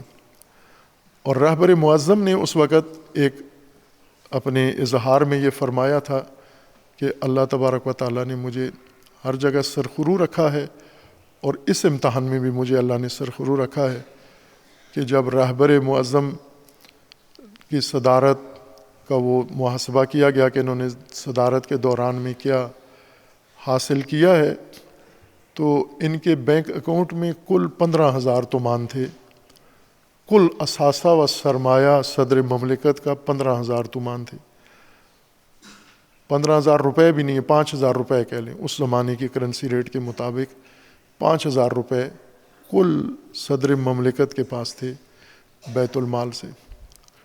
ایک قم میں ایک تقریر انہوں نے فرمائی تھی اسی صدارت کے زمانے میں، اور میں توفیق تھی، شرف تھا ان کی اس تقریر میں حاضر تھا، مسجد امام حسن عسکری علیہ السلام میں۔ وہاں پر رہبر معظم نے اسی موضوع کو چھیڑا کہ مملکت کے بجٹ میں صدر مملکت ہوں، اور کل میرا حصہ اس بجٹ کے اندر فرمایا کہ وہ 15 یا 20,000 تومان ہیں جو میرے اکاؤنٹ میں مہینے میں یہ ڈال دیتے ہیں صدر، کل میرا بجٹ میں اتنا حصہ ہے 15,000 تومان، اس سے زیادہ میرے پاس میرا کوئی عمل دخل بجٹ میں نہیں ہے۔ یعنی نہ اپنی ذات پر، نہ اپنی زندگی پر، نہ اپنے بچوں پر ایک پیسہ، ایک روپیہ بجٹ کا خرچ نہیں کیا۔ ایسی زندگی تصور سے باہر ہے رہبر معظم نے جس طرح سے زندگی گزاری ہے، اور جو دلیری و شجاعت رہبر کے اندر موجود تھی، اللہ تبارک و تعالیٰ نے جو توفیق عطا کی ہوئی تھی اس عظیم ہستی کو، بے نظیر تھی، جو ساری دنیا نے آخر کار دیکھ لی۔ زندگی بھر بڑی پاکیزہ زندگی گزاری، مجاہدانہ زندگی گزاری، لیکن یہ زندگی لوگوں پر پوشیدہ تھی، اور آخر کار شہادت نے رہبر کی شخصیت کی پہچان دنیا کو کروا دی۔ آج زمین پر کوئی ایسا انسان میں تصور و فرض نہیں کر سکتا سوائے ناسبیوں کے، تکفیریوں کے اور غالیوں کے یا کینہ توز لوگوں کے، کہ وہ ہیں، یہ ہمیشہ ہیں، لیکن جن کا ضمیر زندہ ہے، انسانی ضمیر جن کے اندر تھوڑا بہت ہے، کہ وہ اس شہادت سے عظمت رہبر کو نہ سمجھا ہو اور اقرار نہ کر رہا ہو۔ پاکستان پورا مکمل پاکستان، خواہ مذہبی لوگ ہوں، غیر مذہبی ہوں، اور حتیٰ بعض ناسبیوں نے بھی اعتراف کیا ہے عظمت شہید کا، کہ شہید جس جرأت و بہادری کے ساتھ، اور ظاہر ہے کہ باقی سارا ایران محفوظ تھا، صرف رہبر خطرے میں تھے، اور جو شخصیت 100% خطرے میں ہے ان کو کہا گیا کہ ہم آپ کو کسی محفوظ جگہ پر لے جا کر محفوظ کر سکتے ہیں۔ رہبر کے گھر کی تصاویر میڈیا پہ تباہ ہونے سے پہلے، بم سے پہلے کی موجود ہیں، نشر کی ہوئی ہیں، اس کو آپ دیکھیں کہ یہ پرانی ساخت کا ایک مکان تھا، سنگل سٹوری، ایک صرف اس کا ایک گراؤنڈ تک فلور تھا، بس اوپر بھی نہیں بنا ہوا تھا، اور 50-60 سال پہلے کا بنا ہوا تھا، اینٹوں کا بنا ہوا تھا، لیکن موجودہ زمانے میں اس کو کچا مکان ہی سمجھا جا سکتا ہے۔ شاید مجھے دقیق اس کی حدود نہیں ہے، لیکن جو ایران میں مکانوں کے رقبے ہوتے ہیں عموماً وہ 200 گز کا ایک درمیانہ مکان ہوتا ہے، ایسے محلوں میں جس میں رہبر کا مقام تھا. یہ مکان اپنا نہیں تھا ان کا، یہ سرکاری مکان تھا، اس سرکاری مکان میں رہتے تھے. لیکن ایک معمول کا، چونکہ اس گلی میں اس طرح کے ہی سارے مکان بنے ہوئے ہیں تو ان کو دیکھ کر اندازہ ہو جاتا ہے کہ یہ کیسا مکان تھا. رہبر کا اپنا ایک تہران میں مکان تھا جو کرائے پہ، شاید ابھی بھی کرائے پہ ہے، ابھی نہیں مجھے معلوم، لیکن ایک تقریر میں انہوں نے فرمایا تھا کہ وہ کرائے پہ ہے اور اس کے کرایہ سے میرے گھر کا خرچہ چلتا ہے. رہبر اپنے مکان کے کرائے کی آمدن سے گھر کا خرچہ چلاتے تھے، بیت المال سے گھر نہیں چلاتے تھے، تنخواہ نہیں لیتے تھے. اور اس کچے مکان کے اندر ایک مکان میں دفتر ہے، اتنا ہی چھوٹا سا گھر تھا جس میں رہتے تھے، چھوٹا سا ایک گھر سامنے تھا جس میں دفتر تھا. البتہ ساتھ حسینیہ ایک بڑا بنا ہوا ہے، حسینیہ امام خمینی جہاں تقریر فرماتے تھے، لیکن وہاں کبھی کبھار حسینیہ میں آتے تھے. ظاہر ہے وہ حسینیہ تھا، جس طرح مسجد امام بارگاہ ہوتی ہے وہ عموم کے لیے تھی. اب اس گھر کے اندر کتنا محفوظ ہے انسان، معمولی راکٹ بھی مار دیا جاتا تو اس گھر کی ویرانی کے لیے کافی تھا وہ، لیکن اس کے اوپر انہوں نے لگ بھگ 30 بم پھینکے، 30 بڑے بم ٹنوں کے حساب سے. ہر بم کی توانائی ٹنوں کے حساب سے تھی، اتنی ٹنوں کی طاقت کے 30 بم پھینکے انہوں نے رہبر معظم کے اس کچے گھر کے اوپر. اور اس میں رہبر موجود تھے، اپنے معمول کی فعالیت میں تھے اور معلوم تھا کہ خطرے میں ہیں اور حملہ کریں گے. اگر آپ سنیں اس شب ہماری جو گفتگو تھی، درس تھا، کیا تھا، جمعہ کا تجزیہ، حالات حاضرہ کا تجزیہ کا گفتگو تھی، اس میں نے کہا تھا کہ چند گھنٹے بعد حملہ ہونے والا ہے. اس گفتگو کے اندر ہمارا میڈیا اس کو اگر نمایاں کر کے دکھائے کہ چند گھنٹے بعد حملہ ہونے والا ہے. چونکہ سب کچھ ہو چکا تھا، برملا ہو چکا تھا، آثار سارے ظاہر ہو چکے تھے، جس کو محفوظ ہونا تھا ہو گیا تھا. اور رہبر کو کہا گیا کہ محفوظ مقام پر، تو جیسا آپ نے خبروں میں اور میڈیا میں سنا ہے کہ رہبر نے کہا کہ کیا باقی ملت ایران کے لیے محفوظ پناہ گاہیں بنا دی گئی ہیں، وہ پناہ گاہوں میں محفوظ ہو گئے ہیں. اگر قوم محفوظ ہو گئی ہے تو میں بھی چلا جاتا ہوں، لیکن اگر قوم کے لیے یہ انتظام نہیں ہے تو پھر میں اپنے گھر میں ٹھیک ہوں. اور اس طرح شجاعانہ طور پر، قہرمانانہ طور پر جان دی رہبر نے.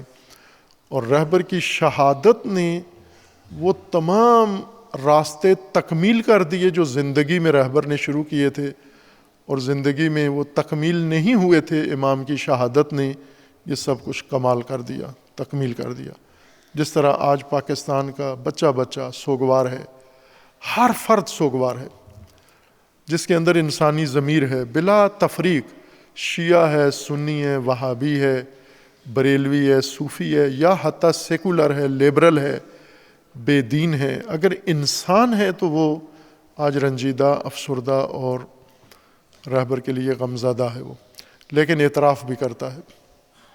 اس بیچ میں نے پہلے بھی ذکر کیا ہے کہ حتیٰ یہ جو فلم انڈسٹری کی خواتین نے جو خراج تحسین پیش کیا ہے، مجھے بہت، میں متاثر ہوا ہوں، چونکہ یہ اور دنیا ہے، یہ ایک الگ ہی دنیا ہے، یہ معمول کی دنیا نہیں ہے. شوبز کی انڈسٹری، ان کا گزر اوقات اور ان کے معمولات کچھ اور قسم کے ہوتے ہیں، لیکن انہوں نے جن الفاظ میں رہبر معظم کی عظمت کو درک کیا ہے اور بیان کیا ہے وہ واقعاً قابل تحسین ہے. رہبر نے دلوں کو تسخیر کیا ہے.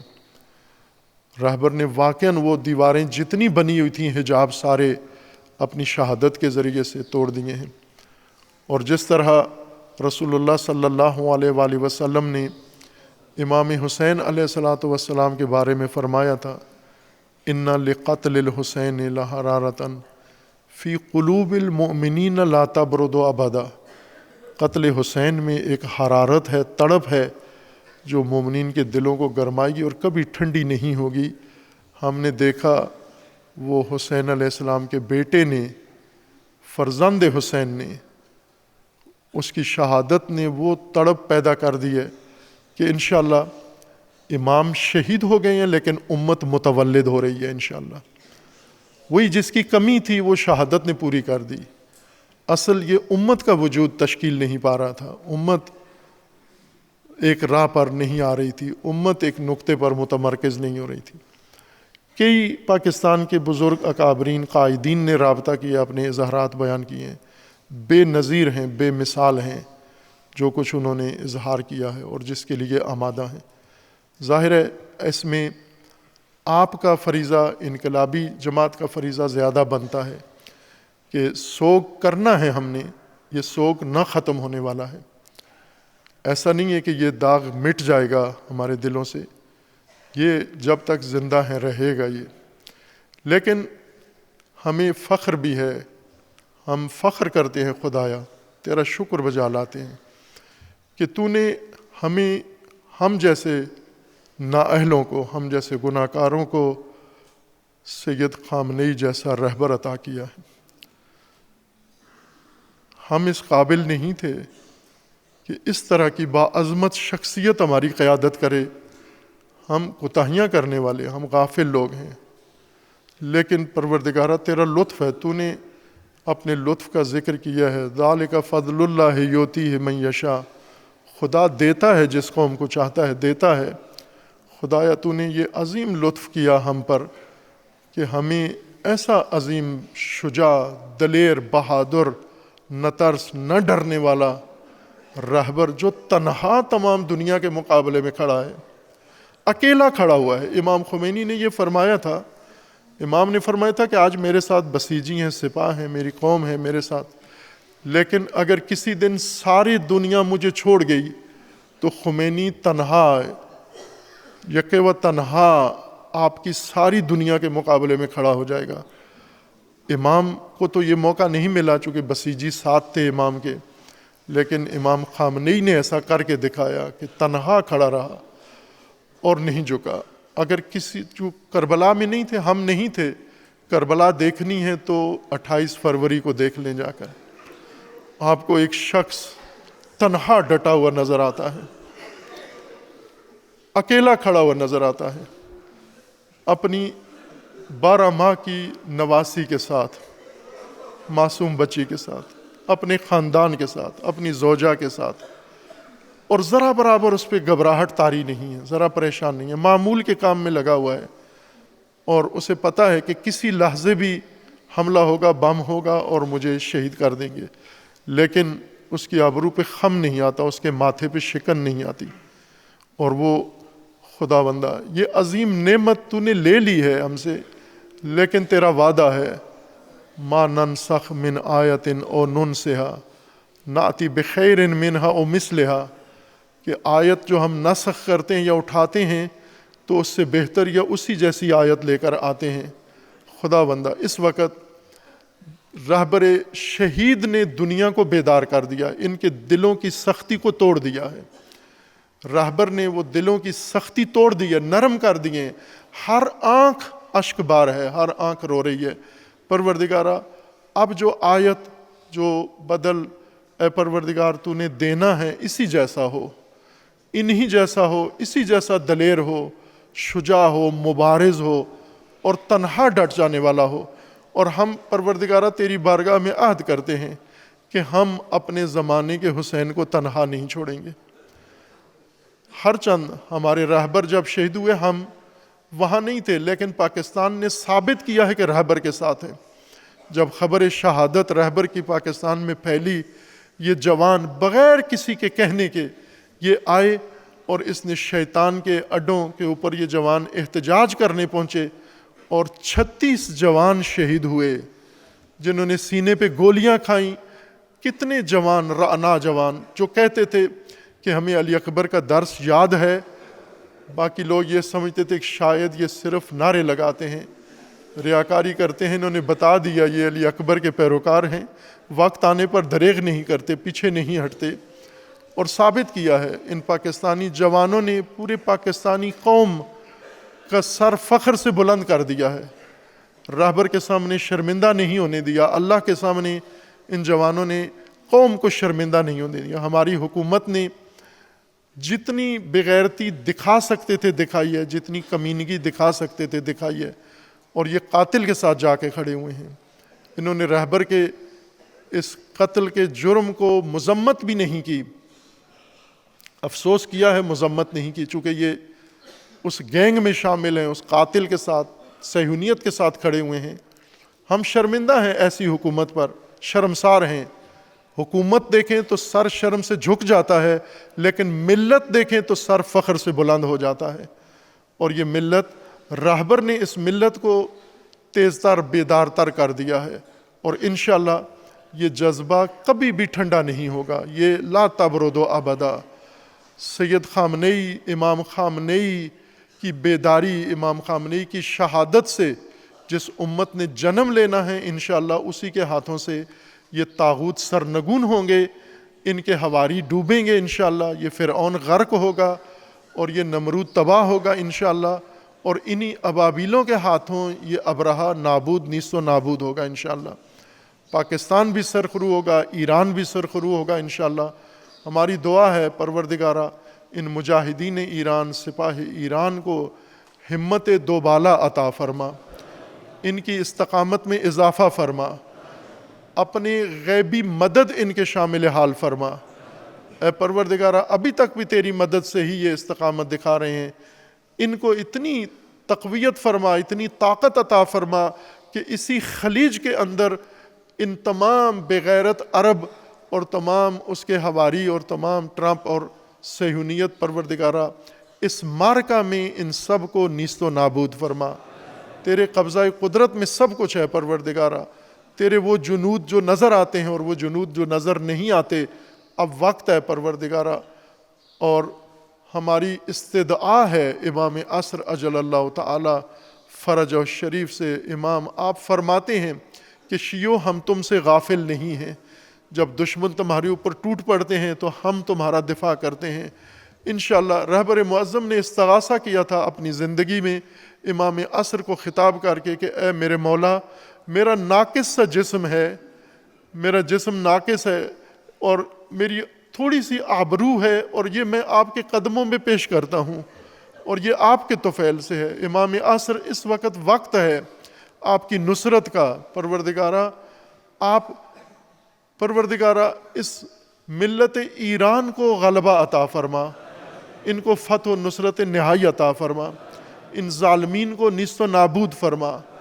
ملت اسلامیہ جس کو شہادت نے بیدار کیا ہے پروردگارہ، انہیں بیداری و شعور عطا فرما، انہیں وحدت و اتحاد عطا فرما، اور ان سب کو امت واحدہ بننے کی توفیق عطا فرما، اور ان سب کو اس کفر کے مقابلے میں صف آرا و صف بستہ ہونے کی توفیق عطا فرما۔ اپنے ولی حق ولی اللہ العظم اجل اللہ تعالی فرج و شریف کا ظہور فرما، ہمیں حضرت کے اعوان و انصار میں سے ہونے کی توفیق عنایت فرما۔ آج بھی ملک بھر میں احتجاج ہے، آپ مومنین بھی جہاں احتجاج کا انتظام کیا گیا ہے وہاں شرکت کریں، اور انشاءاللہ اگلے جمعہ کو قدس ہے، اور اس قدس کے لیے بھرپور تیاری کریں، ابھی ایک ہفتہ صرف کریں، ضائع نہ کریں وقت کو، سب کے سب مل کر اپنے تئیں کوشش کریں ہر ممکنہ طریقے سے کہ انشاءاللہ وہ قدس اس دفعہ پورے پاکستان کے اندر برپا ہو، کہ جس ریلے میں، جس امت کے اس ریلے میں انشاءاللہ یہ حکومت ہماری اور اس کے اندر جو عناصر موجود ہیں صہیونی، اور اسی طرح جو اس خطے کے اندر صہیونیت ہے، اور عالمی سطح پر یہ انشاءاللہ ڈوب جائے اس کے اندر اور غرق ہو جائے انشاءاللہ۔ آپ عزیزوں نے اس ماہ مبارک رمضان میں اپنے رہبر کا سوگ بھی کرنا ہے اور اپنے رہبر کے راستے کو جاری بھی رکھنا ہے انشاءاللہ۔ اعوذ باللہ من الشیطان الرجیم، بسم اللہ الرحمن الرحیم، قل هو اللہ احد اللہ الصمد لم یلد ولم یولد ولم یکن لہ کفوا احد۔